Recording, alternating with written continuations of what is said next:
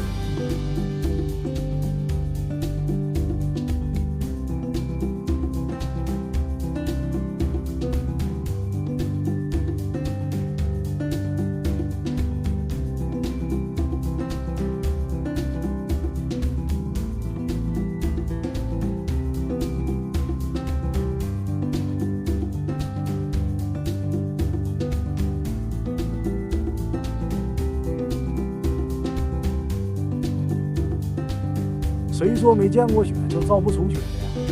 这不完成了。感谢大家本期的收看，探秘局与你约定下期啊。